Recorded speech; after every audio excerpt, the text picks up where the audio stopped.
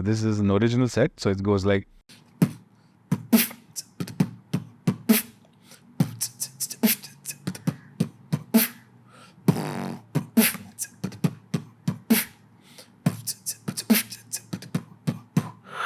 My name is Megatron.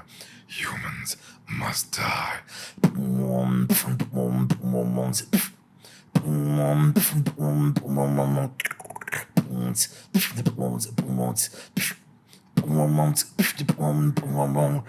Starscream, engage the cube.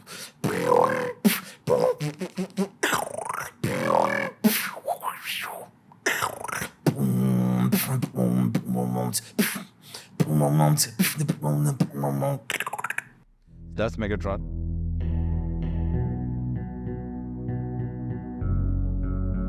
Irrespective if your product is great, irrespective if your after sales is great or not, or your pricing is much more expensive, or you have come to the market with a much worse product than your competitor. If you have a relationship, you break through all of that. Yeah.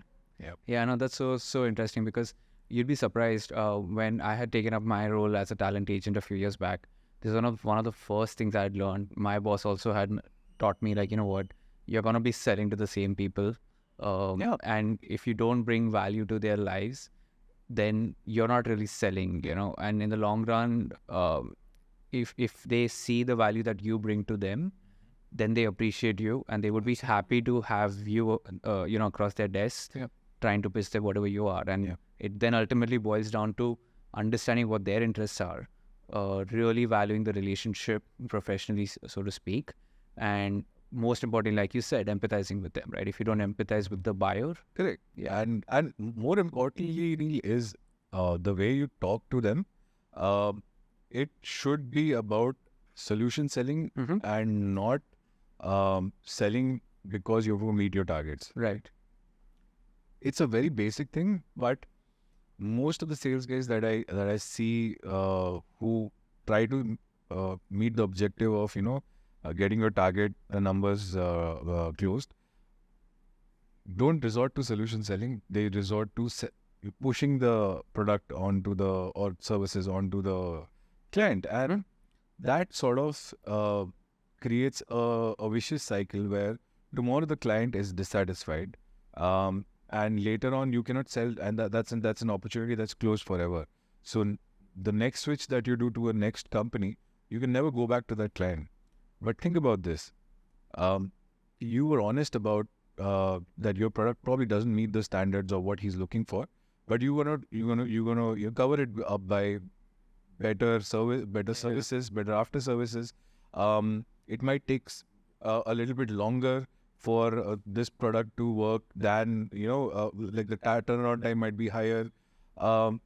Say if it's a SaaS product, it could have a little bit of glitches in it. It could have bugs, but you say, you know what? I'm going to be the guy who is going to help you out. I'm going to be the guy who is going to basically one guy representing this company, and you buy this product from me, not the company, because I am the guy who you're going to be calling at the nth hour when you're stuck with something. Yeah, you're the face of that. Really. I'm the face, right? Yeah. So when you switch to another company, this guy doesn't care. He remembers talking to you. He remembers talking to Neil. Neil might be working with ABC company or XYZ company now, but he knows Neil can be trusted. When things break down, Neil would go up, pick up the phone and help you. Yep. Right? Yep. So next time I want to buy something, even if it's a little more expensive or it's a little worse than what I use right now, I'm going to definitely buy it from Neil. Yeah. That's so true. So that is the whole motive behind when you do sales. Plus I think the whole aspect of being an empath literally drives home every point that that is required to do sales. You have to have excellent communication skills. Empaths do.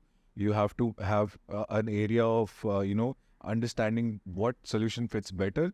That definitely something an empath, because empaths usually come up with a solution or come up with telling the person that this is something that you are feeling. Let me tell you, this is the opportunities that you have to solve this problem. Yeah.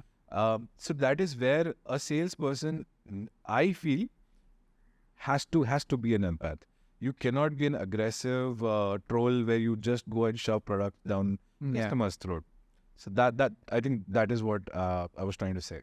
Yeah, no, that's so true, and I'm glad that this is all coming from you, right? So let's talk about how this began, and I know it's a very unconventional journey that you've had, right? Contrary to what one expects, where people generally join a corporate career and then they pursue a creative career, you did the exact opposite. You started as a musician. You had a really promising career ahead of you as one of the top beatboxers in India. You had access to stages which most people just looked up to at that time, and then you at some point realized that, you know what, I need to have a different kind of a role. Yeah. Let's talk about why that realization happened, and then you eventually ended up taking up MBA, right? Yep. Something that I wouldn't even have thought, knowing you like for like 10-15 years now. Yeah. I wouldn't have thought that you would go for an MBA at that point, right? So let's go back. Everybody thought that I'm gonna become a musician. My family had given up. Like, dude, this guy is gonna do music all his life. Yeah. But yeah, very interesting answer to this. I don't know how to put it in a straightforward manner, but I'll try wording this out. So this is, I think, in 2013-14, when I've been beatboxing for quite some time, and as a solo beatboxer, I was judging shows across Mumbai, across different cities, and then suddenly what happens is, I'm so sorry, it's not 2000, it's 2012. I get an opportunity to invited by this place called Voctronica, which I had auditioned for. I get selected. It was basically, they were trying to form a crew, and which is going to be an all vocal crew. That's what beatboxing and acapella is. And I tried to join there, and I attended the workshop. Things didn't work out, and so I wasn't. I was not one of the guys who basically founded the original band. So then I wanted to basically think. I basically thought that maybe this isn't something for me. I should focus on solo career. I was as a musician. Then suddenly I was looking at YouTube, and then I saw beatboxers and acapella artists doing really well. So I kind of understood why it didn't work out with Voctronica, because over there I was somebody who really did not fit well in the team. Plus, I think my skills were not up to the level. So Okay, wait. Did you say your skills were not up to the level? Yeah, I think honestly, this is what I feel. I think I wasn't skilled enough. Wait, pause. Okay, so having known you for all these years, for you, like hearing those words, it shook me a little bit, because you have an impression, right? Yeah. Whoever has heard you, you leave an impression. I'm gonna give you a couple of minutes to maybe you wanna just give us a demo. Maybe you wanna do your iconic set of Megatron. Yeah, so cool. So this is called Megatron, and this is and feel free to adjust the mic as you wish. It's from the movie Transformers. Yeah.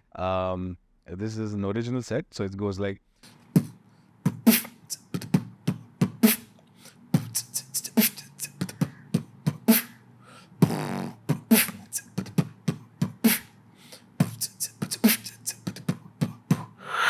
My name is Megatron.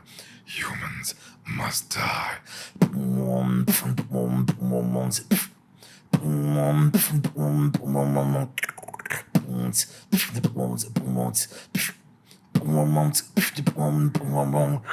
Starscream, engage the cube.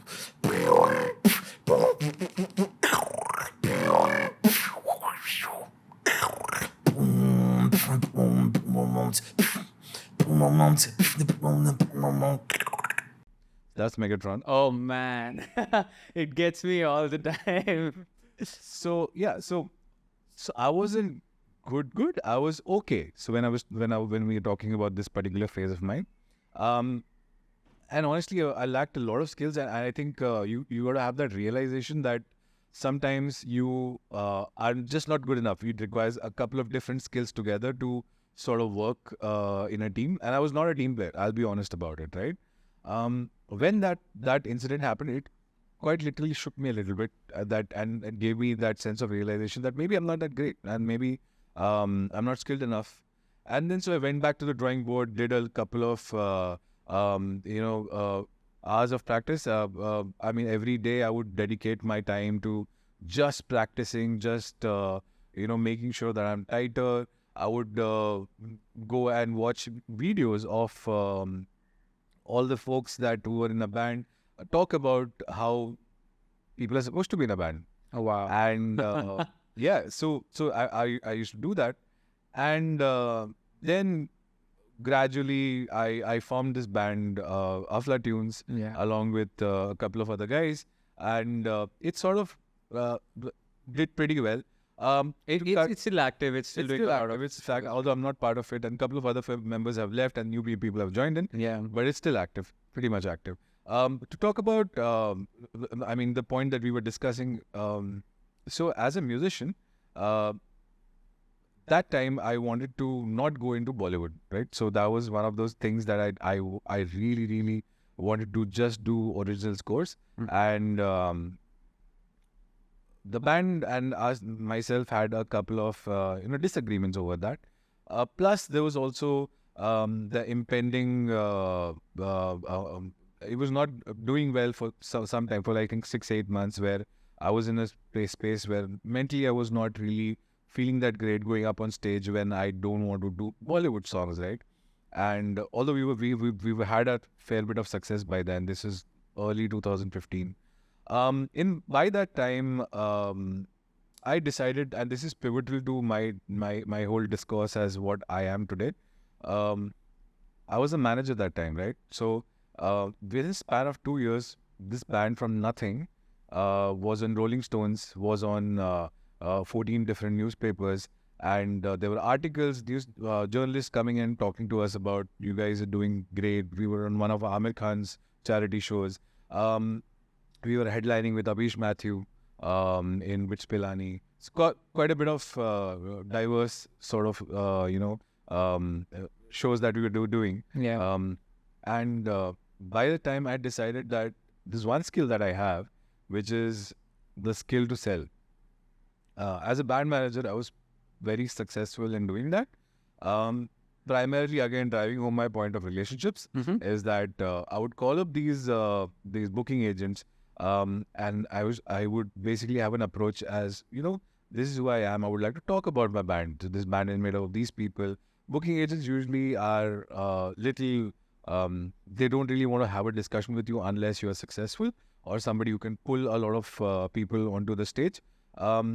But I would leverage my experience as a solo beatboxer and my experience in doing this for quite some time.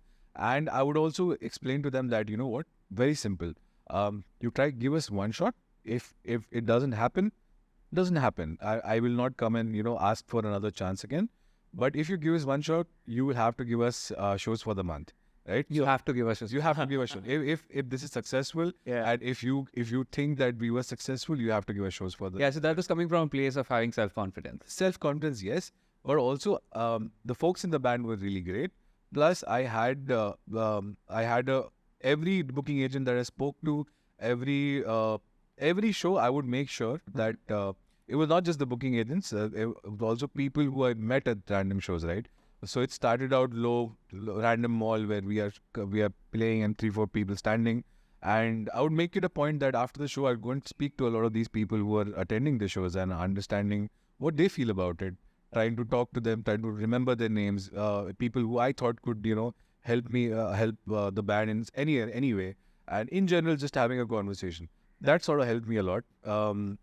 Then usually when the band started performing more and more, I made it a point, and basically a tradition, that after every show I would go up, talk to the people out there, and there would be some people who would be definitely either from the media or from places where who basically get booking agents to get shows for them. Owners of places like a mall, owners of places like a pub, who could give me shows in the future. And I would go and tell them give them my number to them, take their number, have a friendly chat with them and understand this is what we do for a living. Explain to them that, we'll be glad to come at any point of whenever you want us. The money, as of now, does not really matter. We can discuss that later. We would love to do a show at your, wherever your location is. Having that discussion generally, plus we were as a band pretty tight as well, helped me to land my first 10 shows. And then that sort of, bloomed out into a geometric progression of multiple shows coming in at the same time. Right. So that solidified me as somebody who can, form quick relationships, go up and talk to people you might be intimidated to talk to, but, empathy works everywhere. That sort of worked very well for me there. And that gave me an immense sense of self-actualization where I thought, oh, so music is not something that's just good at. I'm also pretty good at convincing people about what I want to tell, what the point that I want to drive home, which is over here was, please give my band a show. Got it. Right? Sales. Then, when coming back to the point when we were having this discussion with the band and I was not in a place where I really wanted to continue doing Bollywood shows, we parted ways with the band and I applied for my MBA. Okay, let's pause right there for a second. You're talking about a time period from, I think, 2012 onwards, where you picked up beatboxing as a career till about 2018? 16 is where I went for MBA. Got it. So that's like 4 years of grinding, trying to get up there in a particular field, right? Yeah. Before we talk about the transition, I do also want to touch upon your situation at home, because as I understand it, your dad, who is ex-serviceman, served the army, comes from a very different school of very conservative background. Yeah, and he is a very strict person. Absolutely. Yeah, and then he went on to do a corporate job at a bank. Yeah. Right. There are two things that I do want you to speak about. One is, how was the situation at home? Like, did your parents approve of what you were doing? Funny that you asked me. I thought they would not approve of it ever. And as somebody who's grown up in a conservative household, and guys, I would really want to push this point across, is that until you ask, it's always going to be a no, right? Right. It took my dad some time. My mom was curiously very, very confident about it, that I would do well. Being a son, I think all moms are like She's an artist herself, right? She's as an artist, she paints. That being said, my dad definitely was disappointed because I'm an engineer. I did my graduation from engineering college, and just after engineering college, he wanted me to start working in a place where it has to do with engineering. But I really didn't. I wanted to focus primarily on music that time. So it took my dad some time to basically figure out that this is something that he sort of has to accept, that his son is not going to be an engineer. His son is going to be a musician. At that time, fully understandable. So there were some hard conversations, tough conversations that I had to have with my dad. But if I had to put a time scale on it, it took him 3 months. Because in 3 months, I think we did one of our shows and it popped up on one of the newspapers. And he was one of the guys who basically took a photo of that newspaper article and sent it to his son. This is my son. Nice. And the pivotal part came when I was doing some ads, and I was doing this catch ad, which was about the milkshake, and I was acting in it, and I also did the sound. And it played on the TV, and he was looking at it, and he's like, "Is that you?" I was like, "Yeah, I wanted to show this to you, but I think it's coming on the TV now." And he was literally beaming with smile, right? Beaming with a wide smile. And that's the time I knew that I don't have to convince him anymore, right? So before that, there were a couple of tough conversations that I had. But when he saw my ad on the TV, and then he basically pointed out to my mom. Mom was in the kitchen. She came out. "Oh, that's you." So yeah, the couple of weeks that I was out and we were shooting for this. So that all came into fruition in their minds. Like, okay, there is something that could be done, because them coming from these conservative backgrounds, they sort of don't really understand. For them, music is something that has a very, very minuscule chance of success. But it doesn't really work like that. You and I both know that, right? So there is enough work for everyone, and That time, even if you're starting out in a city like Bombay, city like Mumbai, there is a lot of work for everyone, right? Anyway, moving across, uh, that happened, and that was the done deal, right? So Dad is like, okay, uh, he wants to do music, he wants to do probably take it up for the rest of his life. Let him do that. He's completely on board with you. That was the first time he heard to talk about my finances. Oh, wow. Before that, he thought I would probably die broke. So he's like, okay, how are you going to make some money? How is this paying you? I said, yeah, that paid me very well. Yeah. Actually, And this is all before YouTube phenomena happened. all before YouTube, Yeah. right? So that happened, and then so this is about that. I think I like to jump back to how I quit music and then move into sales. Sure. Just one last question there, right? This was a 4 or 5 year journey that you had while you were upscaling your music career, right?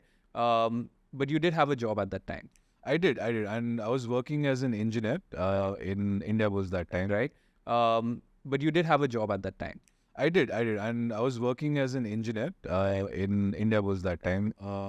Just because music that time, because we were just starting out and it was not very stable, the pay that was coming out of music. So I had to have a day job. So I made sure that I would work. It wasn't a day job technically; it was a night shift job where I would work as an engineer. But yeah, so I was, Yeah, I think this is where I feel like this is a moment in a film, you know, where okay, you are out there, one of the best beatboxers in the country. That's your daytime job, and during the night you're serving as an engineer. I think it was an entry level salary at that time. pretty much. Yeah. As an engineer can get, especially in a field like electronics that I was in. Right. Do you want to give us a number? Dude, it was like, it was in the lower 20s. Oh man. Yeah, so it was. I mean, that time probably 10, 11 years ago, it was fine for a entry level, but yeah, it didn't really cover all bills. What was the job though? So it was a job where you had to basically, so because I was an electronics engineer, everything in a building had to be connected through building automation systems. So I was the engineer who basically commissioned those systems and made sure that everything could be, like lifts could be shut down with the press of a button.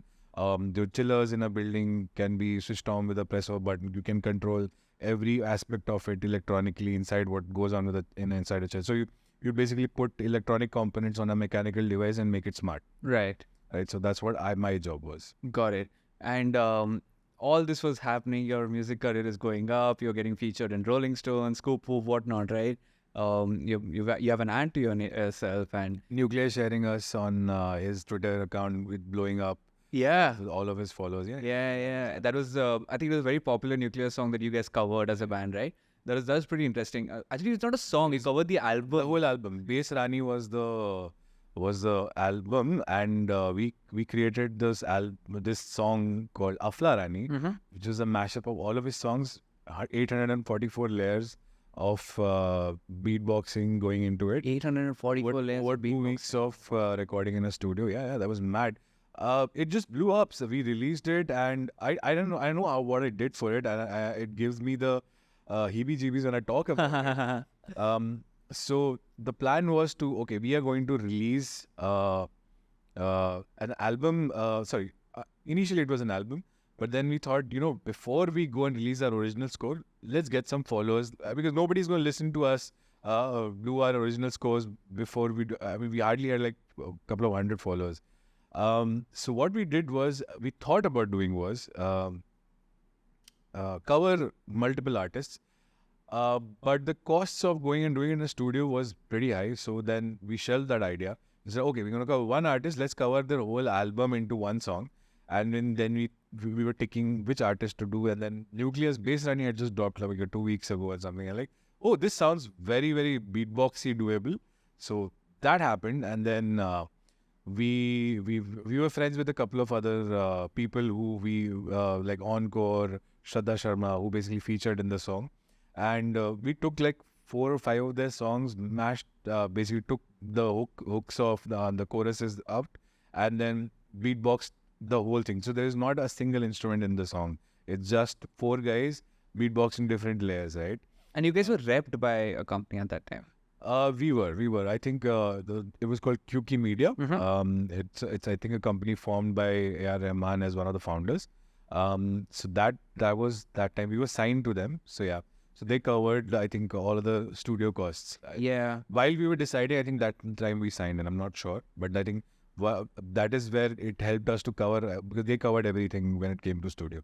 Okay, so I believe you were repped by Quki Media at that time, right? I was. Yeah.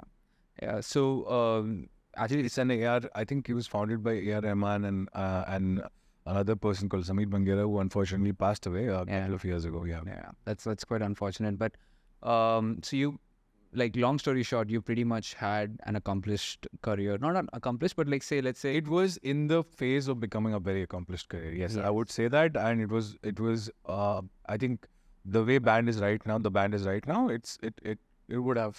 There are people who are reached that trajectory. Yeah, there are people who are in the band of Flatios right now making a living just by musicians, right? Yeah. By that, I mean, I think they do. Not too sure about it, but yeah, it looks like it because they're very tight. They do really big shows these days. yeah. I mean, what I mean is like, you were pretty much on path to becoming a full-time musician. I Right? was. That would have been your primary bread 100%. winning venture, right? 100%. At that time, how much would you say was music contributing to your income? About 50 to 60%. Oh, so already 50 to 60. Yeah, Right? 100%. That's pretty good. Because I had because also we could think of it from this perspective. Jam rooms are expensive, Right. right? Traveling because I was Navi Mumbai boy, right? So traveling from Navi Mumbai to Mumbai every now and then traveling back, and sometimes usually post you had a jam at around 8:30, 9:30, and I had to report back to office at around 10. So sometimes I wouldn't take the train. I'll probably take a cab and go. Cabs are expensive. Right. So all in all, yeah, it was an expensive affair when it comes to at least for me, somebody who's probably earning in the lower 20s. It was music was covering a significant amount of my bills. Got you. Yeah.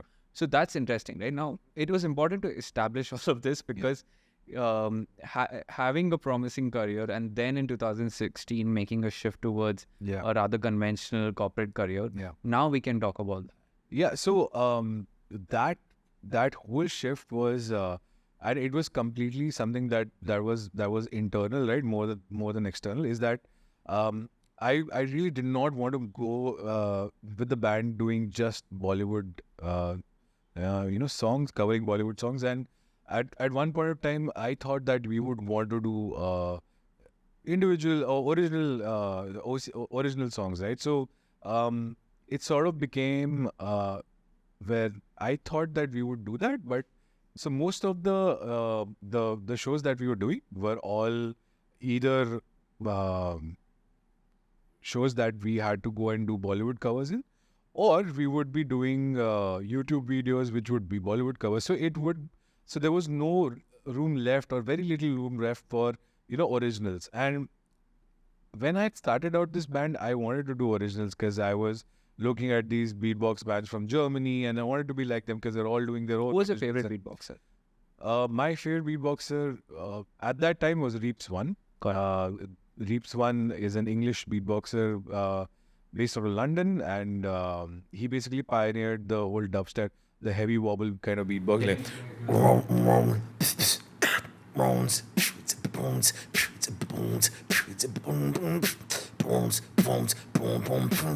That's the heavy wobbly beatboxing, which is called dubstep, and grime. So dubstep and grime are two things that he does. Which one was grime? No, this is dubstep. He does the grime. I'm not really good at it. So yeah, so he basically was somebody who shaped a lot of my sounds in beatboxing. Jumping back to why I left the band is because I wanted to do originals, and I think I didn't really want to put the band. People were also depending on the band for the bills and all, just like me. And I thought I took a conscious call. Right, I really don't want to impose myself on the band. Plus, at that time, to be very fair, I was also very interested in intrigued by the idea I can sell.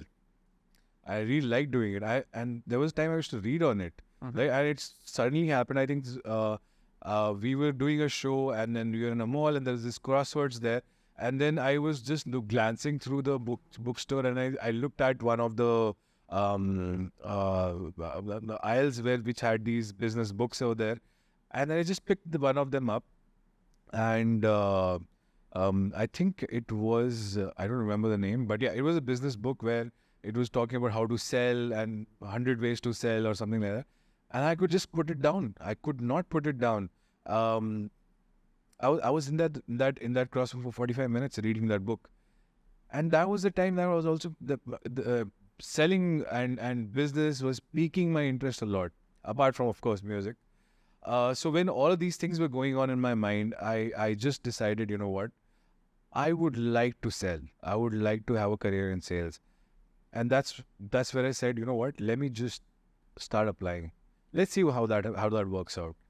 And once I did, there was no stopping me over there. And then suddenly I got a couple of calls from this business schools, and then I went through with one of them. And 6 months later, I'm sitting in a classroom in a business school. Which school is that? This is ICFA Business School, Hyderabad. Got it. And yeah, this is so fascinating. And your career so far really speaks to your passion for selling, because you went from being an assistant manager, an entry-level sales job, to now being a market development manager. And you've had a growth from, being a city manager, regional manager, city head. And these are not at like smaller companies. You've been at big ticket companies like MakeMyTrip. Startups and SaaS companies, yes. Yeah. You worked at HDFC, MakeMyTrip, PhonePe. It's no easy feat to get there, right? There's so many people who aspire to get those jobs till today, right? So let's talk about now that part of the journey. Yes, it's so good to see that you found your passion and your calling in sales. You had your growth period while you were a musician. I found I was fortunate. A lot of people think about what they want to do in their lives, and I was very, very fortunate. I think very lucky as well that I found that calling while doing something else. Right. So yeah, that definitely helped me a lot to get my priorities straight forward. That selling is what I want to do, because I am A, good at it. B, I like learning about it. And C is there is a lot more to do than just sell my band. I would like to sell a lot of other things. I like to apply myself in other things and other products and services. And that is something that I really wanted to do. That's amazing. Let's talk about the difference in work culture and how things shape up.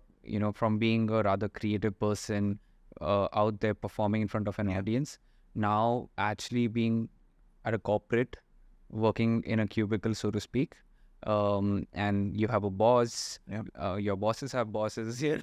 That's everywhere, Neil. More like it's a rather very formal structure that you're a part of now.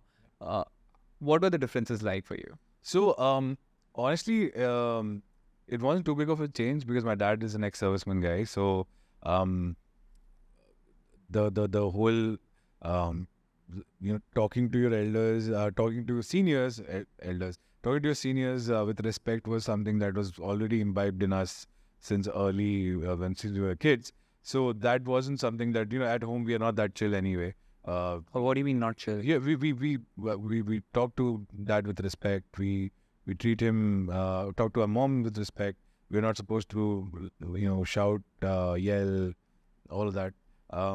Regular stuff, but on steroids, right? So, what are the repercussions like, if you would? It is usually so army brats are usually disciplined in that way, right? So that's how we are extroverts outside, and at home we are introverts. So it's funny you say army brats are disciplined. Yeah, the army brats are basically people who are sons and daughters of army folks, right? So, so yeah, that definitely. So it was pretty seamless plugging into a corporate culture. Obviously, over there you have to have your sirs and madams, definitely.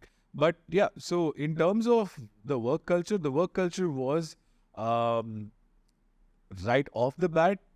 I did feel it was not a bed of roses. I had imagined that, I would go and do this. I would become like a champion in sales. There are set processes in every company that you have to abide by, right? So there would be the instances that I would not agree to them, but that's a learning.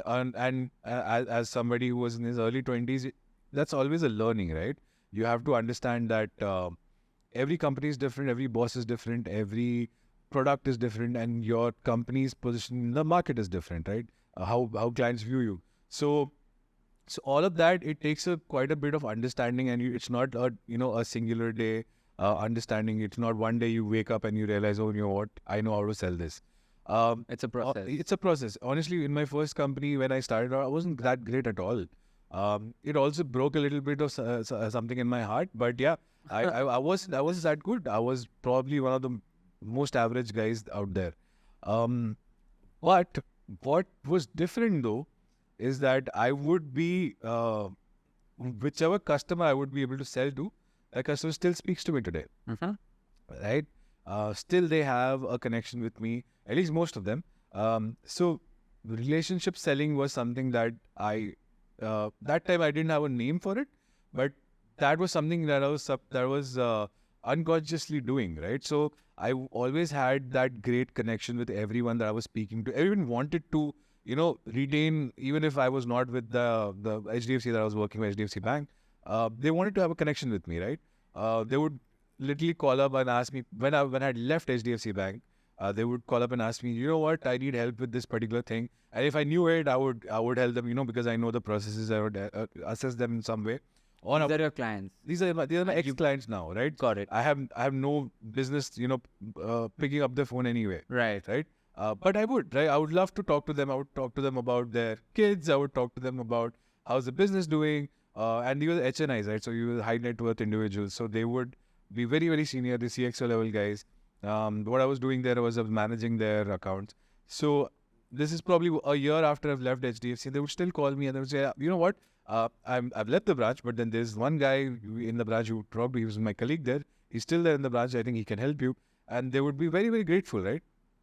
And sometimes they would be like, off the bat, this is very different from, I have accounts in multiple banks, and usually people try to avoid picking up your calls if they have switched banks or anything. Right. Across all the banks, across all sectors actually.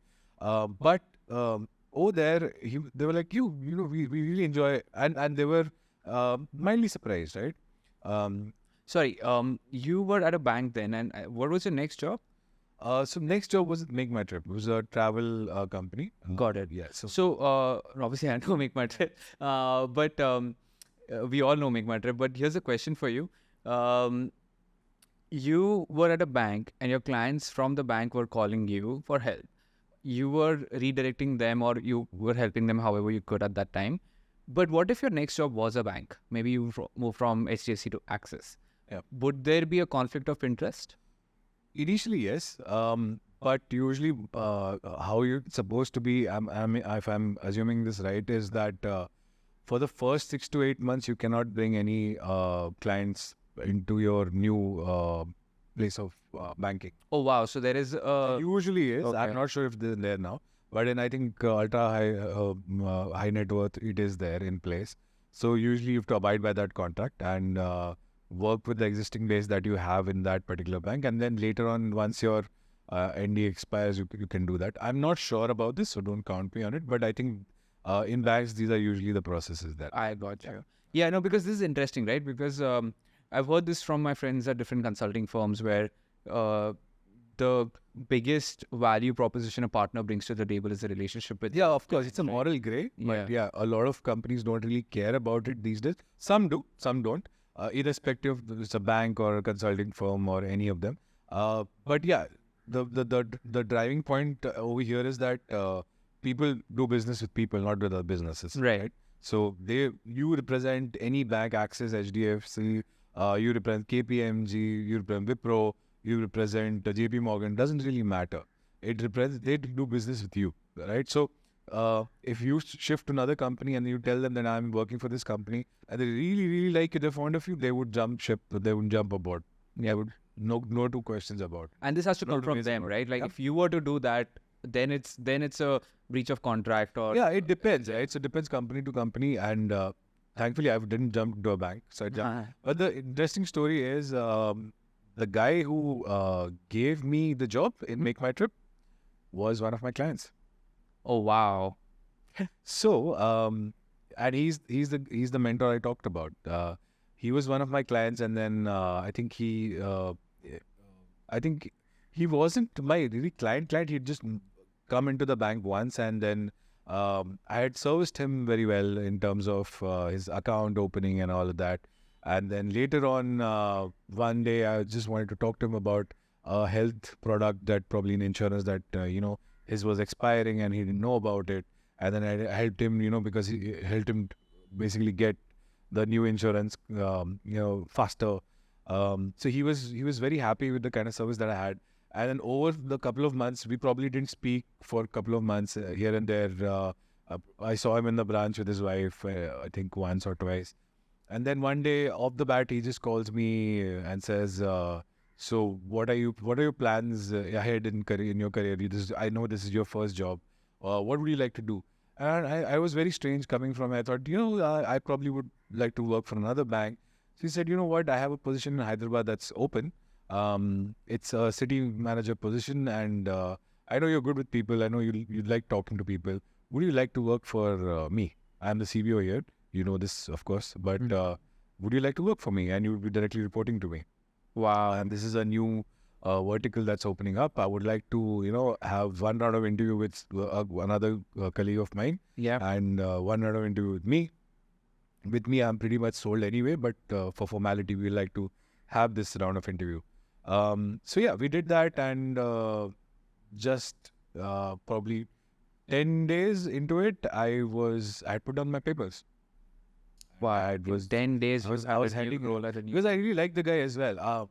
Till that time, I wasn't really. Obviously, I like Mr. Pondicherry. Plus, he's a very very.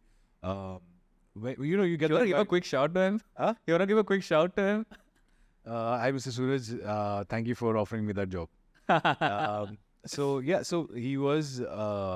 You get that vibe from people that they are really kind. They are really people you would like to work for, right? Because the way they talk to you, the way they interact with you. So on a hunch, I'm like, you know what? I'm going to work with this guy. So that happened, and he was a fantastic boss. Still a fantastic guy. And I think he is very instrumental in teaching me how sales happens. That's amazing. Any specific stories you recall from your HTSC or MakeMyTrip days where, okay, maybe we can put it this way.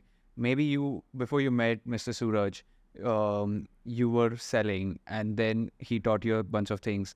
Oh, I think bunch of things is an understatement. He taught me the basics of how to sell. He gave basically a lot of concretization to my thought where I had no idea what I was doing was called relationship selling. But when I sat down with him and he showed me how it's done, he took me on calls with him. Can you give us some examples? Yeah, so very simple example would be in Goa, I think we were on a campaign or something where we had to onboard a lot of vendors together for this new division called activities that we were part of. And when we did that, Goa was one of those cities where we were having a lot of trouble getting them come on board online businesses, right? It would be paragliding, it would be sailing. So these are local attractions. Businesses, and they don't want to do online business. They don't want to come on an online business, on a platform. So there is revenue sharing. Yeah, let's take it slow a bit. Yeah. So you are out there in Goa, you and your boss, and you're trying to get these local attractions and activities on board MakeMyTrip's platform. Yeah. The idea is for them, you're selling MakeMyTrip to, and you're trying to get these local attractions and activities on board MakeMyTrip's platform. Yeah. The idea is for them, you're selling MakeMyTrip to these guys. Yeah. So basically, MakeMyTrip would help out with this particular. Say you're a client, you're a customer. you want to book a particular boating or a day outing or something like that. So the activities would be supplied through these guys. Right? Got it. So, so that's what the idea was. So, and usually there is revenue sharing, right? So, so they were not very keen on coming on online platform, any online platform, Right. not just MakeMyTrip, any online platform. So Mr. Pondicherry was very instrumental in getting that done, because that is where I saw relationship selling being done, because he went out to them, he had a few contacts from before. He went and spent some time over there, discussed how this is going to help you, discussed how this is going to help me. Very honest, help me when I'm saying the company. Very honest about it. Very, saying that, this is how it is. If you need any help with, any kind of documentation, I would help you. If you need any kind of help in terms of, talking to any senior officials or any, propagating your business somewhere else, I would glad help you. I have great connects in Pondicherry. So all of This is a C-level suit talking to somebody, so basically a guy who probably owns a sailing business. right. Probably, so that is something that he would do. He would just roll up his sleeves, go and talk to everyone that, would help in building that business. That's interesting. And then, at the end of it all, he'll make sure not to have a handshake. He would hug them. Oh wow. Yeah, and it was very strange coming from bank. Very strange to see someone doing that. And but that's what he does. He goes out and hugs people, irrespective of. Obviously, if it's somebody who's senior and all, they might have a little bit of this. But yeah, most people love when you are treated as a human being, as a friend, right? Yeah. And not just somebody you are just speaking to across a table. So he would definitely go ahead and do that, and he would make sure that people understand that he's there as somebody who would listen to them, right? Not just treat them as a means to an end. So that worked very well for him. I think that is one of the instances that was an eye-opening instance for me, and as far as I can remember, that's etched in my memory Wow. when I think about it, right? Yeah. At how somebody who could, and he had already sold his company to, I think, nearby, and I think it had some company. I'm not sure if it's nearby, but some company had already showed. He had founded a company, and he knew, and he started from the scratch, right? So he knew exactly what to do, how to do it, and the best method to do it, right? So he sat me down multiple times whenever I was having issues with reaching out to a vendor. He said, you know what, एक काम कर, मैं आता हूँ, साथ में जाते हैं, मिल के आते हैं, क्या प्रॉब्लम है समझेंगे बैठ के, एंड देन उनको बताएंगे कि हम ऐसे हैं, प्रॉब्ली आप जो इसको यूज़ कर रहे हो, जो आपका करंट सप्लायर है, करंट आप बिजनेस पार्टनर है, ऑनलाइन पार्टनर है, वो हमसे बेटर है, बट हम क्यों आपसे, why we would be the best partner to deal with is why, because we are these people who would come down and ask for your business, and we would keep coming and having a discussion with you about it, how to grow your business along with us, right? Right. So that was the kind of discussion that he would have, and it would be very, what I'm telling you is just surface level. He would spend hours and hours with these guys, sitting down, chatting with them, going for a chai at a roadside stall, having that kind of a friendly discussion, and gradually he would break through all those walls of, resistance. And I've seen that man do it multiple times. It's like magic, right? And a lot of what I do these days is trying to do something that he was doing at that time. And I still have miles and miles to go, but everything that I do in sales is driven by what that I learned from that guy, right? So yeah. That's fascinating. It's interesting that it boils down to like just being human, and it's those, right, those values that you bring to the table, because I think it's very evident when a business development associate or any role of that nature, you're sitting across a business owner, the nature of the conversation is implied. You're here to sell and they're here to buy, right? But then what's more, right? So that's super interesting to know. This reminds me, you also have had after this MakeMyTrip role, what was your next job? The next job was with PhonePe. Got it. And you had some major successes with PhonePe. Yeah. Let's go through one. how did the transition from MakeMyTrip happen to phone? Oh, the pandemic happened that time. Got it. Yeah, so being a travel company and all, we really were like most of the guys in my team were not really, and it was understood that being a travel company, it's not something that the company would be able to sustain for a very long time. People on their payroll. So I took a conscious call. I wouldn't want to speak for the others, but I took a conscious call to jump to another company. Because travel anyway that was not doing well. We were not selling a lot of things that and activities like a sailing or something. You wouldn't want to do it during the pandemic because you couldn't, right? Were there So- layoffs in your department? There were layoffs here and there, but my department per se, I mean, layoffs were not the reason why I left. right? Got it. Of course, layoffs were there. I think it was only No, it was happening across the board Across the in board, travel yeah. industry. I yeah, understand. and you can't really blame them for it because, Of course. as a travel company, Yeah. if you're not doing business for a good 6 months, what do you do? No, I'm just trying to understand because it'll be good to know whether how influential the environment was for you to influence that transition. Yeah, definitely. Of course, if I had to give you an understanding of why I switched, this was definitely one of the reasons why I switched. Otherwise, MakeMyTrip was definitely one of the places it was happening. Loved the work culture there, loved the people there. But definitely, you had to move. I had to move because what I was doing there, because we couldn't sell anything, right? Right. We were just sitting there doing hardly anything. So, and I'm somebody who wants to do, as a sales guy sitting at home doing nothing was not something that was really something I wanted to do for a very long time. So yeah, I moved to PhonePe, and when that happened over there, it was a complete shift in terms of what I was selling. I was selling QR codes there to premium customers, chains of outlets, right? It could be your sweet shop chains. It could be your sari chains, like Manyavar, all of that, right? Although Manyavar was not my client, but yeah, just giving you an idea of what I'm talking about. So that was my job there. Again, phenomenally great boss. My boss was Nikita Karira. She is based out of Kolkata. Excellent boss. There was a team that drove strategic initiatives, which I was a part of. There was no organization called strategic initiative. Like you had to, if you were doing strategic initiative, you would just come up and say, this is what I want to do. This is how I want to grow the business. Very, very good, open culture.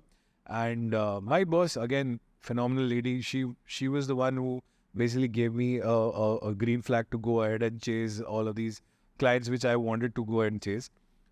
Even the government accounts, what I did for Andaman Nicobar Islands, we were one of the first ones to have a presence in Andaman Nicobar Islands, right? No, in So Northeast. presence in terms of what? So we are the first ones who had the physical QR codes Installed in on the Andaman island. Nicobar Islands. Oh, okay, got it. Before that, there was no presence. Like there was peer-to-peer transactions happening, but as a business who has a front-facing QR code, there was hardly any. So you were dealing with more like a cultural shift, so to speak, if I get that right? In terms of working culture, Like say you're going to a new market where they're not very familiar or comfortable or Andaman Nicobar, yeah. Yeah. Actually, the interesting story here, I was taking care of West Bengal, right? So I was based out of Kolkata. I was taking care of all of these accounts. And gradually what had happened over the time that all of these big premium accounts were, either with me or they were not moving from the competitor to us, right? So there were very few open accounts left. And I had a discussion with my boss, what do I do? So obviously she said that, what do you want to do? And that is how usually leaders speak, right? They want you to come up with a solution and they would guide you. They Okay, would not pause. impose. What do you want to do? You're going up to a boss and asking this Yeah. question. Sorry, she's asking you What this do you question. wanna do? Yeah. You were at this new role. How long had it been when you? Been about a year. About a year. Okay. Is it accurate to say that you'd reached a saturation level with your role? In terms of accounts, yes. Not Okay. with my role. I was happy doing what I'm doing. What does this mean? Saturation means that in a given area, you have, say, 100 accounts you can chase, right? But over time, when you acquired, say, 80 of them, the chances of you going back and forth between those 20 accounts that are left, either they are challenging accounts or the accounts of the competitor or the accounts who generally don't want to work with you, right? Got it. So what else do you do? Because there's no other accounts left in that area, in that falls in your bucket. So what do you do? Right. So you can only keep going back and forth between these 20 accounts, but you have to reach your numbers, right? So basically, you have acquired most of the new business that you can. Yeah, and what is left I out? was actually part of when I joined this team. There's my colleague called Milton Mohanty, fantastic guy. He was one of the guys who had already acquired, say, 40-50% of the market already. Got it. So the rest 50% was open to me. And Got it. by the time I was done with my year over there, we had reached probably 70-80% saturation. Got it. So there was not much left to do. I got you. Okay, so now you're looking at, okay, which is the new market that you can acquire, or the new business. Correct. New business acquisition. And that's when you ask your boss, what should I do? Yeah, honestly, that time I was pretty confused. Like, what do I do? I mean, think about this, right? There's no new accounts left. So my boss told me that, what do you want to do? And I said, give me a day. Let me think about it. Let me come up with a plan. So sat down and I looked at Northeast. Northeast was not captured by that time, right? So no, there was nobody, no big players because of the terrain, because of the harsh climate. Nobody was doing that over there. Then there was Andaman Nicobar Islands, right? And then there was government accounts. So we had these three things which were open. Government accounts tough to close because of obviously because they are government accounts, right? It takes time for us to close any government. The decision making. Decision making and too many hurdles to hoops to jump from. Got it. Jump into. But I do believe that you have had a major success in that. I have. Yeah. Then there was the Northeast, harsh climate. How do you figure out the operations? How do you do servicing of those accounts? How do you even get those QR codes to those outlets? How do you go and onboard? How do you have a conversation? Yeah. Right. Then there was Andaman Nicobar, no internet. Oh, wow. Right. Andaman Nicobar doesn't have internet, doesn't have a 4G connection, doesn't even have a 3G connection. Right. That time it was on 2G. How do you do quick UPI transactions over a 2G connection? Right. I'm very surprised to hear that. Huh? Yeah, now there is. Now Yeah. there is. That time, I mean, most of these hotels would tell us that there's no internet connection. How are you expecting guests to pay? This is mobile internet, right? So they would have their own internet connected to the card machines, though. Right. But the customer would need their internet to pay via their phones, right? Correct. So so that was one of the challenges. Plus, wherever there was internet, it was very sloppy, right? It was pretty slow, and sometimes there would be outages. And you need to have a seamless, the QR functioning. You will have to have internet. Yep. So those are three challenges, the three areas that I found out with obviously its own different levels of challenges. Then what happened was, and I presented to my boss. My boss did not even take a second. He said, "What do you need to do this? You want to do this? Tell me what do you need to do this." I said, "This is just a plan. The way I'm going to execute it, I laid out my plan in front of her." She said, "It's a very..." So she was not very impressed, to be very honest. It's a plan which you think might work.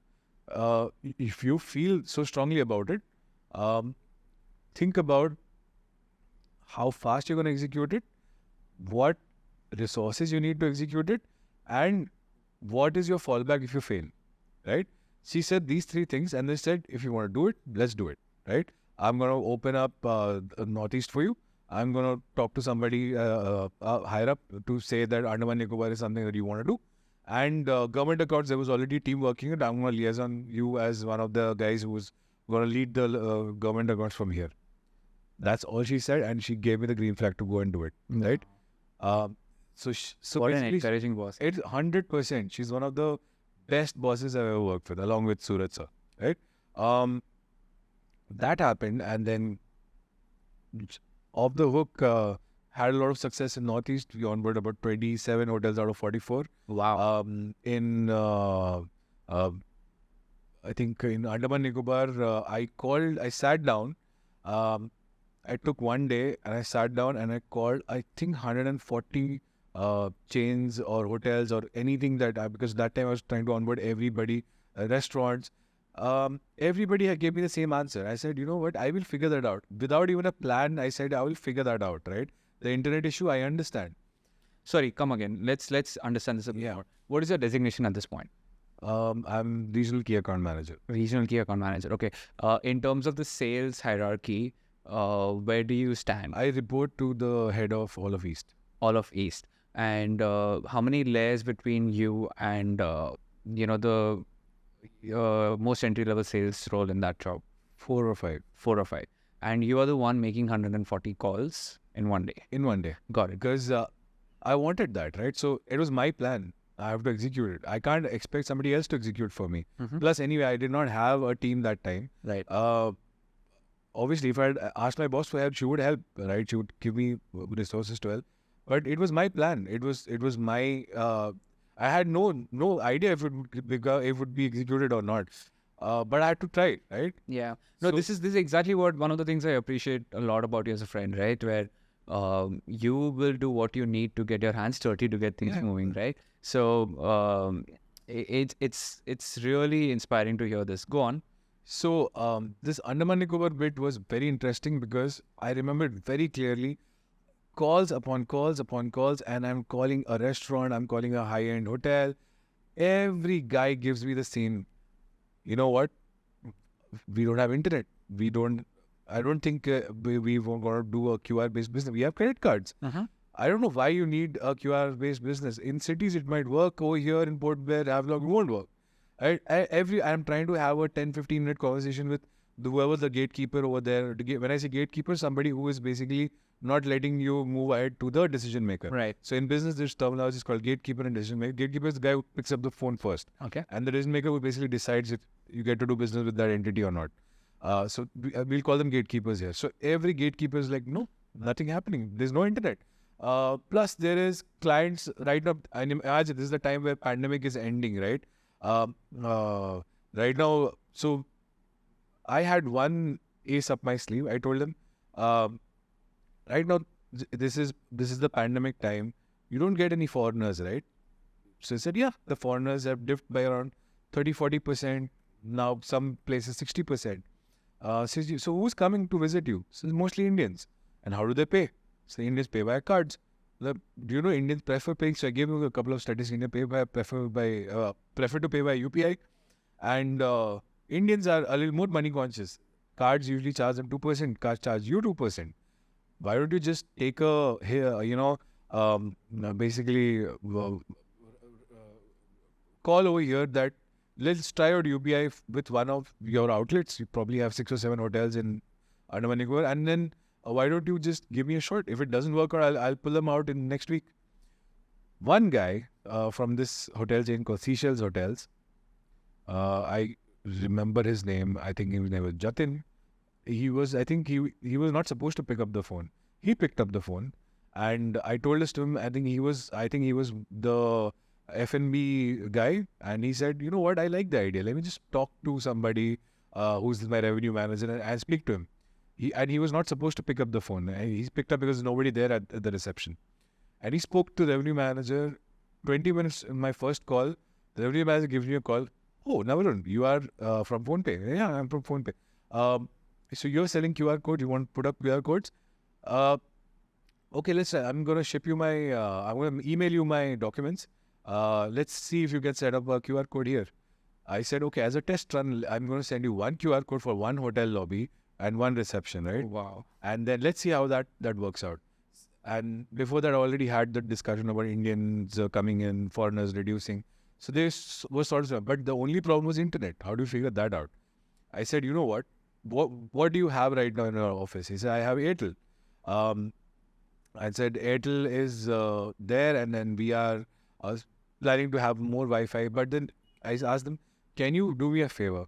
I will cover the cost for Wi-Fi for you, for whatever your charges are. A customer takes about 5 minutes to pay. So you say multiply it by number of customers that have come and paid you, you pay. Whatever the charges are, if it sums up to a month, I will pay you for a month's Wi-Fi, right?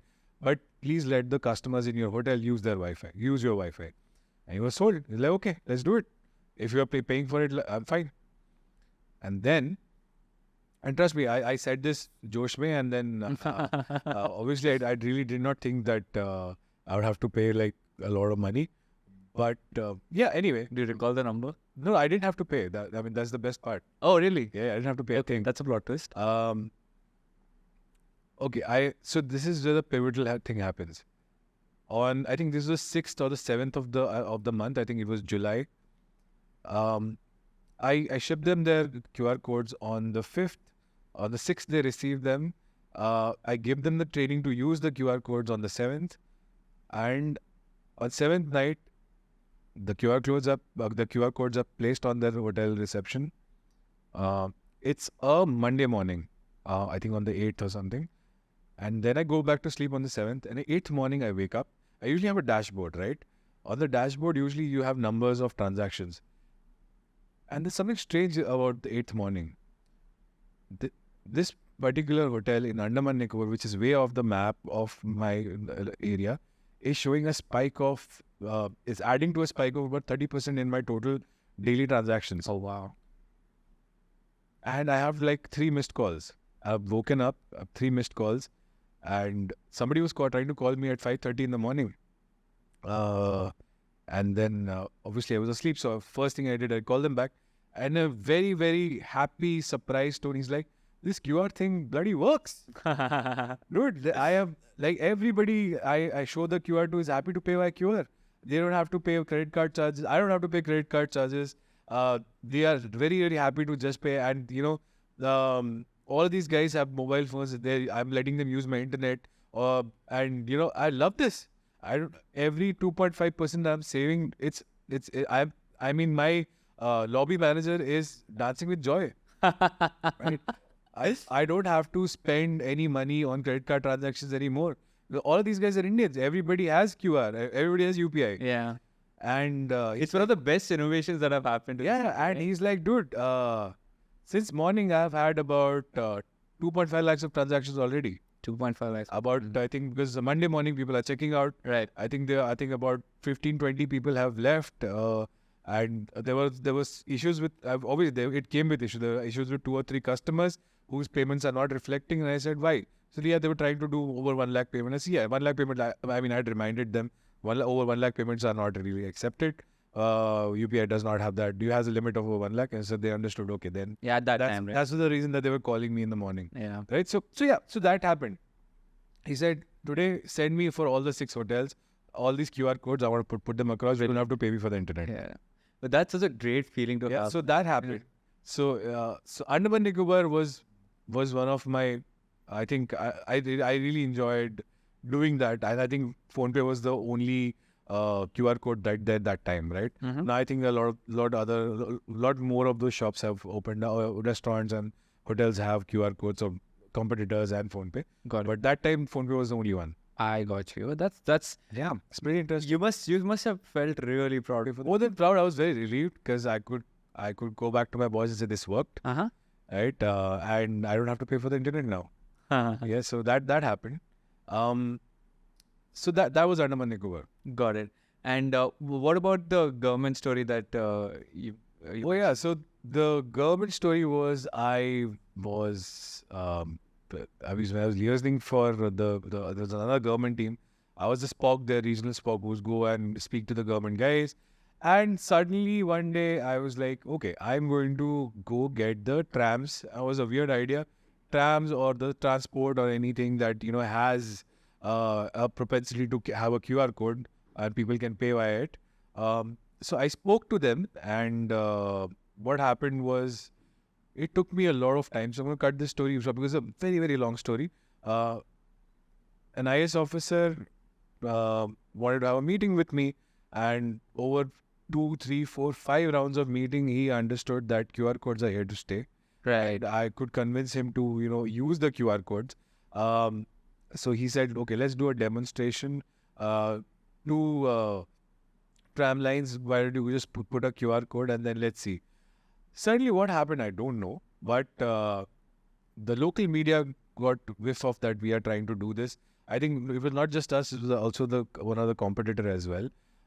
They were doing it. So because you can't just give, we were not charging anything, so you can't just give it to one, you have to give it to multiple.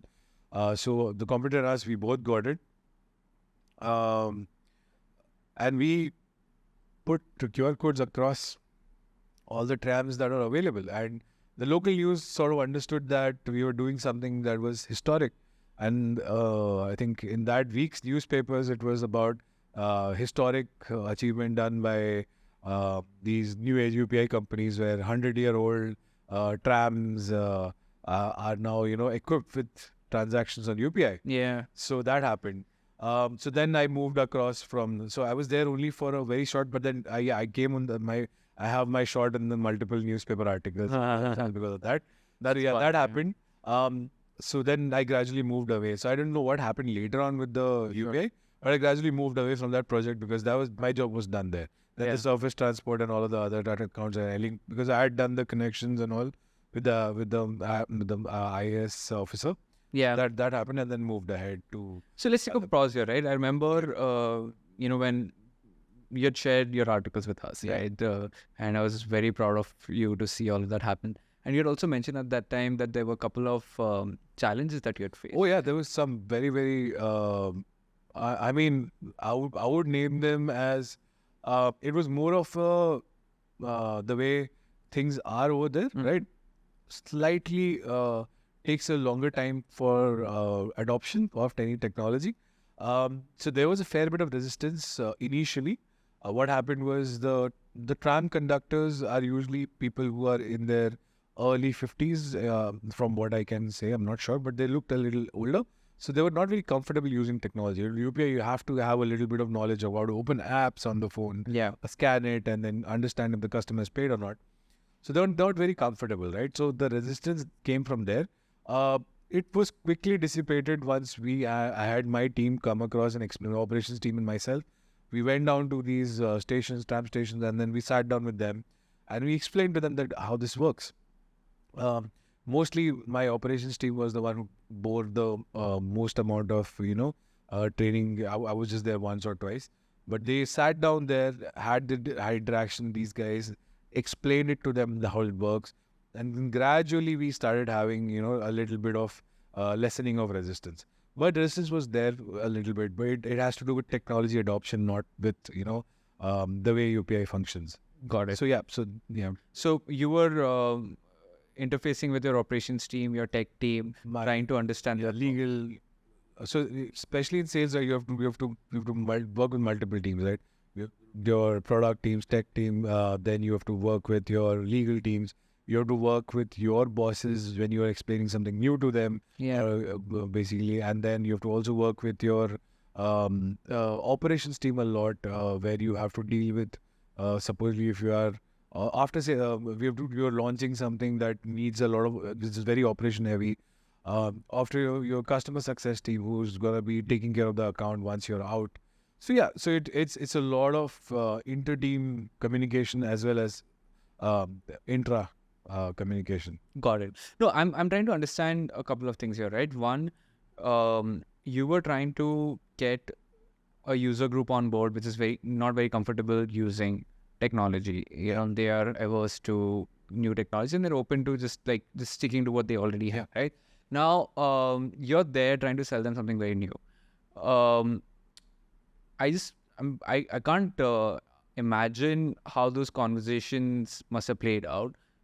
How did you sell them a digital technology? Like, can we go through the exact conversation we took? We really did not sell. We also, there was a bit of luck involved here, Neil. The IS officer that we were talking to was fairly young. Got it. He understood the importance of it, but he definitely warned us that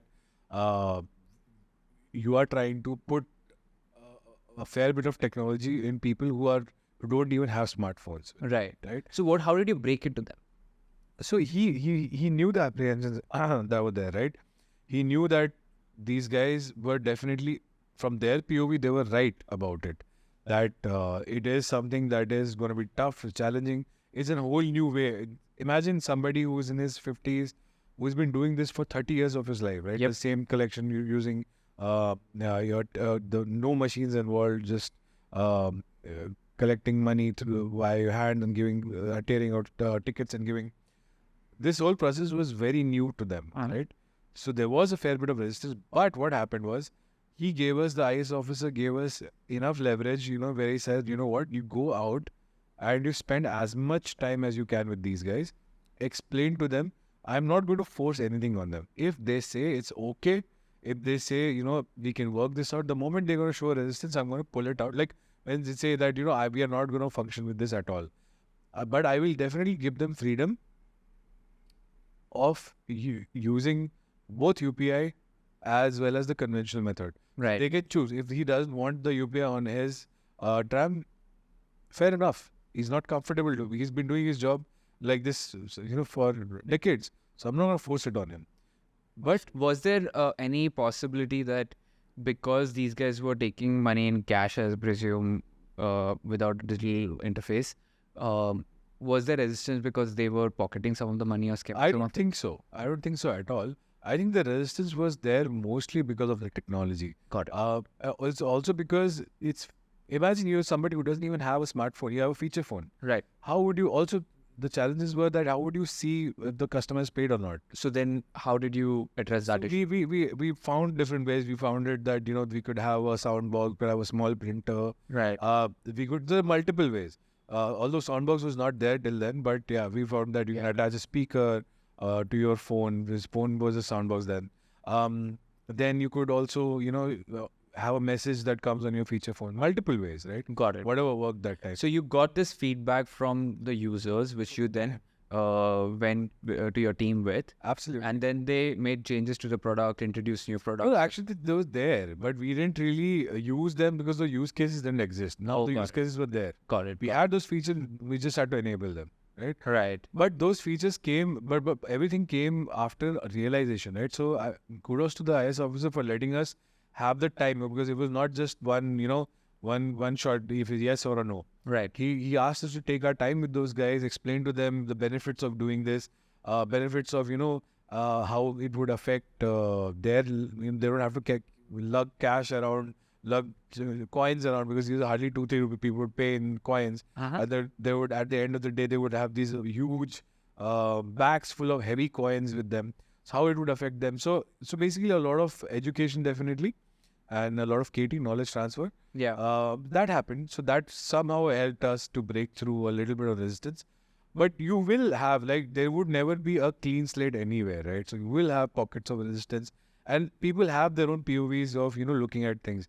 And you can't just say that, what you think is the wrong way of doing things, what I think is the right way of doing things. But yeah, we had to have a compromise with the trams that actually said, okay, we are good with it. We would put our QR codes, and some that resisted said, no, we are going to lose business, or then in our routes, then nobody was going to pay by UPI. We said, okay, fine, fair enough. Got it. Yeah. That's interesting. And in terms of the stories that you mentioned so far, one thing that I could see, they really stand out are the nature of your bosses, right? They were quite encouraging, supportive in letting you do what you feel was right. I also believe that it's not the case everywhere. 100%. It's not. Yeah. So have you had any instances where there were real challenges that you had to face with some of your other bosses who were probably not as encouraging? Yeah, I have been. I wouldn't name the company here though, but I have had challenges which are very, very similar to everybody who has a tough boss to deal with. So they were definitely not somebody who had a lot of experience handling sales teams, large size sales teams. So I feel that happened, and over time they had become a little toxic. And I think by now I have also had a fair share of understanding how to deal with a toxic work culture. Can you give an example?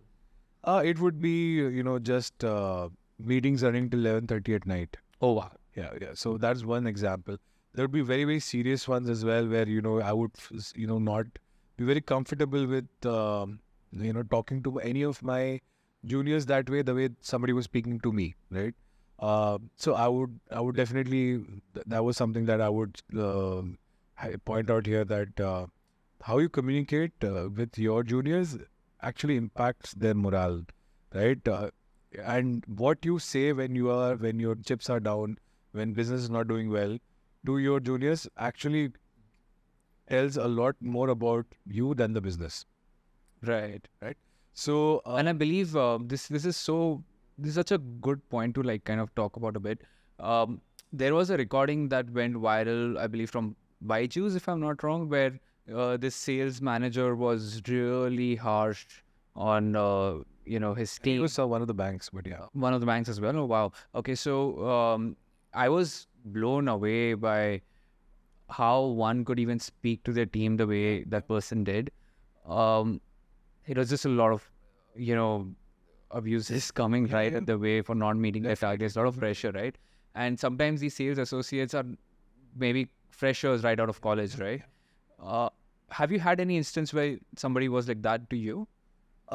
Fortunately not to that degree, but I've had instances where people have been like from other teams, have been extremely rude in the way things are functioning, in the way they want things to function, or in a way they want sales to be driven for I've had I've been very fortunate that none of my direct bosses have been like that. But I've had top of the chain command who basically is somewhat similar. Got it. But there's a way to deal with them, right? So Yeah. you have to make sure. See, you have to make your peace, right? So in sales, it's like this. If you want to first the education, right? You have to set boundaries first of all. That's very important. That you need to know that this is not the way somebody needs to speak to you. Right. First, that realization needs to happen, right? That business can be done, sales can be done in a way that does not require all of this. Got it. Right? That realization, once it hits you, because if you justify, or no, my boss is shouting at me because I would also do the same if I were in his position. That's wrong, right? Saying that shouting is the only thing that drives you is that you work out of fear. You work out of fear of failure. But that's not the right way to. You should work out of enjoying the work that you do. Yep. Right. Yep. So the cycle of if I were in my boss's place or boss's place, I would do the same is wrong.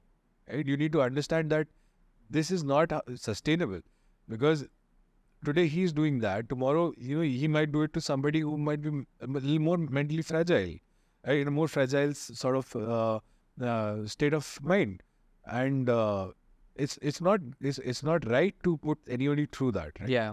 So what I feel is and this is my own take on this, is first you need to realize that, and let it as a sales guy, and to all the sales guys that who are probably watching this, having a realization that sales can be done without shouting, without being aggressive, without being a brute, is something that you need to internalize, right? Second thing is, if somebody gives you that behavior or shows this kind of behavior to you, first set boundaries. If you think that you cannot go to the HR, or if something that is sort of not and what his behavior is not aligned to the HR policies, and you can't do anything about it, leave. There's plenty of opportunities, plenty of brilliant organizations you can work with. Leave. And that is something that I feel you should not put yourself under bad bosses and wait till things go from bad to worse. Right. If you think there are some very obvious red flags in your management who's working with you, just leave. It's easier to say than done, but putting yourself through that anguish, through that mental strain, it's just going to be bad for you, be bad for your work, and then you have nothing to show for it, right? Fair. Now, like you said, right? Like it's easier said than done, but sometimes when you are working at a company, you don't have an option, to leave, right? So, and you've also been on the other side of having, management or bosses who were pushing the boundaries. Absolutely. So how did you deal with those toxic situations or toxic bosses? What I did was, initially I was also irritated. I was also mad. I was highly caffeinated. I was, thinking about how do I deal with this? Stress levels are off the roof. But ultimately, it sort of led me into this kind of realization where I have to get in control of this situation. I can't let the situation get in control of me. The only way to do this is understand that this person or this group of people have power over me in this organization, right? And if I am at, according to the power dynamics, I can't do anything about to change the way things work, irrespective of what I do. Might as well take, I mean, dude, if I switch to another organization, you probably pays me a little lesser than what I'm getting paid here. It's much better than, having insufferable weekend, working to insufferable weekends, working till, ungodly hours at night, getting shouted at every day, no matter what you do, because, the product doesn't sell well and it's a push product. Nobody wants to buy it, right? Or, it's something that has to be reworked. But they don't want to understand that, right? Or they don't, their way of sales only works one way. So if you even have an option to go and work for a company that pays lesser and is a much better working environment, why won't I do it? Right.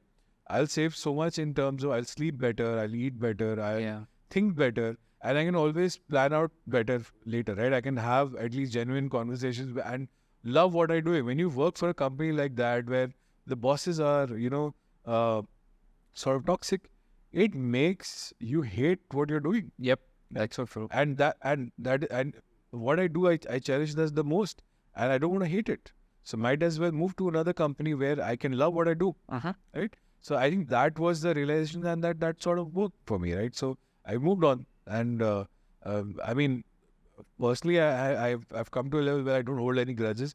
You live your life if you wanted to, but yeah, and my principles are, I've explained my principles of sales, how it's supposed to be done. Yep. So that's what I believe in. I'm going to stick to it till I die. Got it. Right. Okay. Now let's shift tracks here, right?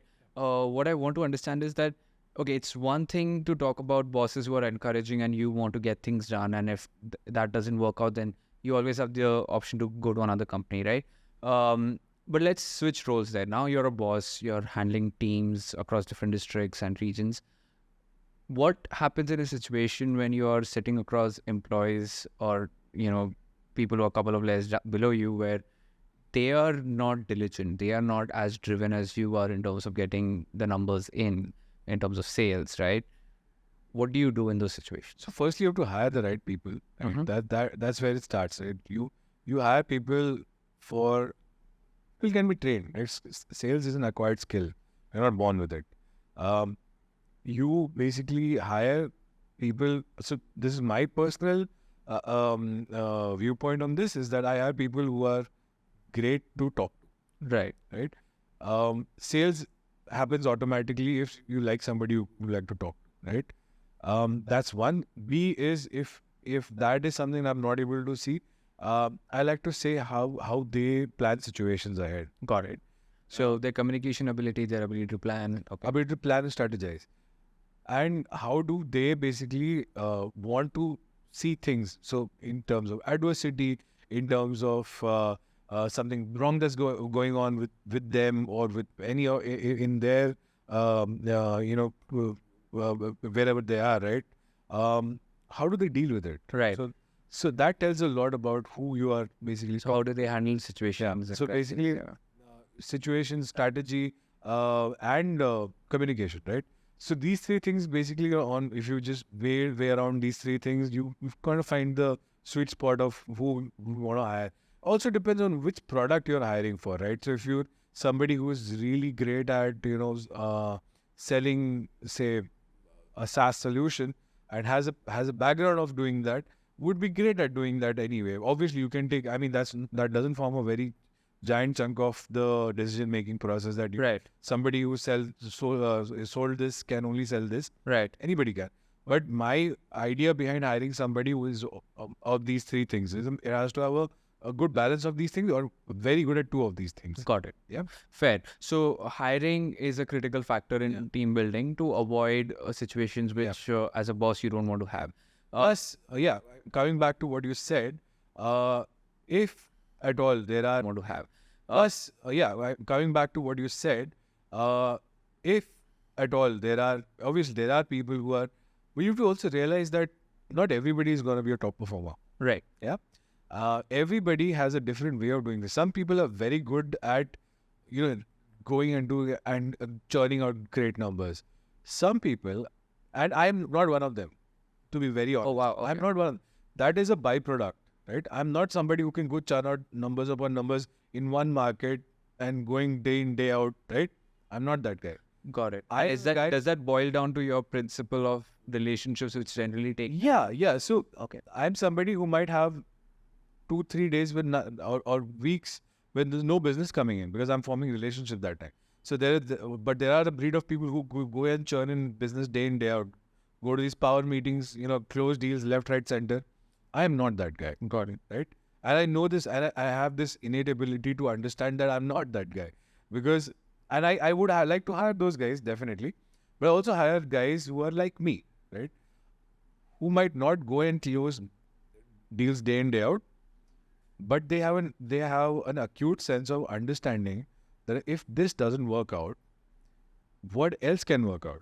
If this pathway to sales doesn't work, if pathway to selling this to this particular customer doesn't work, who else can I sell it to?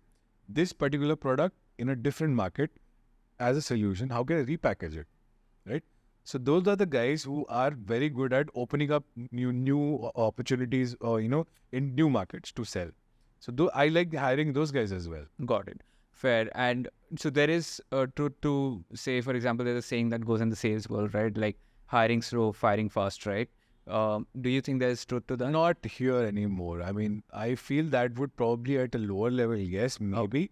But I think once you are in a mid tier, I don't think that happens.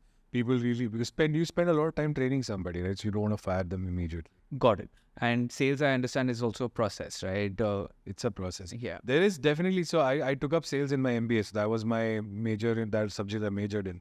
So there are a lot of processes that you can do everything, but ultimately, in a nutshell, it's all about preparing well in advance, Got it. knowing who you're talking to, understanding their needs, and when you're proposing a solution, be empathetic about it, and forming a great relationship, even if that product doesn't fly. Got it. Yeah. So that if this product doesn't fly, something else would. Fair. But once you have the relationship, they will definitely come down to you and then ask you, okay, that time you had come for this product, I don't want that. Do you have this product with you or this services with you? Then I can definitely fill in that gap. Right? Got it.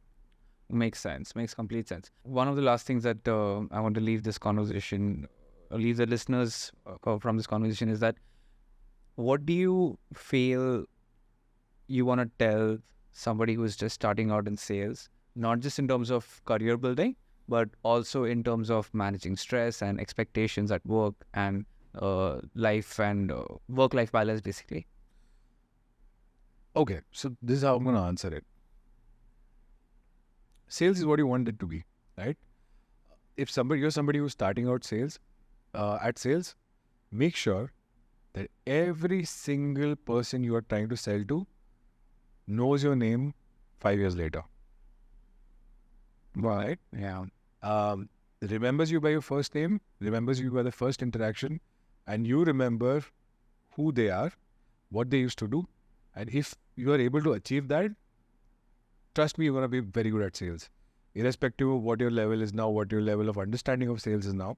Because ultimately, if you can reach out to people, make sure they remember you, and and you remember them after 5 years, then it's all about, you can just call them up at any point of time whenever you want to sell something to them or their company. They'll be happy to do it for you because they know you very well. And relationships that last that long in business definitely leads to a lot of fruition. Right? Got it. Second thing would be honest. If you think whatever you're selling is not up to the mark, tell the client that this is not up to the mark. The reason why I'm coming and sell you because I work here, but I would love to give it a shot. I would cover it up with doing an extra bit of service with extra credits or extra capabilities that I can add onto it. You tell me what else can I bundle along with it. Right. Bundling really helps. Third point would be treat them with a lot of empathy, right? When you talk to them, make sure that they think that you are a friend and not somebody who's come to shove a product down their throat. I think these three things would definitely be something that you would want, irrespective of if you're doing sales or you're doing marketing, you're doing operations. You do these three things, I think anybody would want to be, associated with you, right? Yeah. They would not. So sales happens as a byproduct of that. Yeah. So that is my POV on this, and I think there could be other ways to do it as well. But this is how I have done it. From a strategic point of view, make sure that every region that you are looking at, you divide it into 3 sectors, right? One with the highest propensity of doing sales, one with mid, and one is low. Always go and attack the highest, because if you plan ahead, you go and attack the highest ones, and you go and do these meetings with the biggest players. You will be rewarded, obviously, because you are planned it ahead. You divided everything into sectors. Another strategic thing is, usually businesses tell you to go bottom up, which is call the gatekeeper, then call the decision maker. A fair bit of success that I've had is talking very frankly, like a friend, to a very high level person, like a CXO. If you can find their numbers on LinkedIn, go ahead and do that. Call them up, tell them who you are, tell them, hi, I'm Neil. I do this for a living, and I would love to have a 5-minute chat with you about this.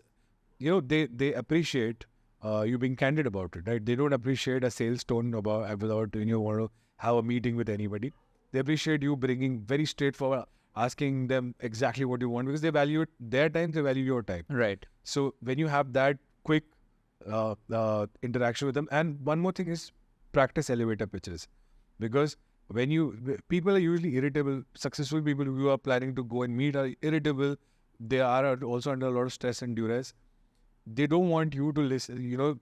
Before you make a point, give you 10 extra lines to listen to. Come to the point under 3 seconds, right? So that's what I believe. Yeah, we are getting at the 3-second world even at Yeah. So that, and I've always believed that, right? Since the beginning, is that make sure whatever you're saying is concise, precise, and very, very straightforward. And even when I pick up the phone, that's what I do. Research the people that you are probably planning to speak to. That is very, very vital. You need to know where this person works, what he has done.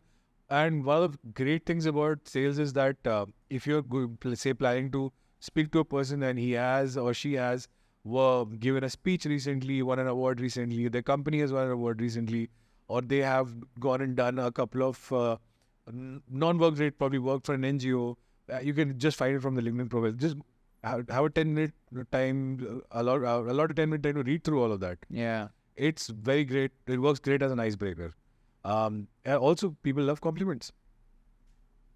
Yeah, that's so cool. It reminds me of the saying my boss used to tell me when we were out there, trying to sell different projects and whatnot. He'd say that know your market, know your clients, and know your product, right? So it's so good. I'm so glad that you came to this podcast. Thank you so much. These insights, I'm sure people who are starting out or people who are in sales, even if they act as reminder, could be very helpful. Mr. Navarun Roy, you are really an inspiration in my life, and I hope people out there find inspiration in you. Likewise.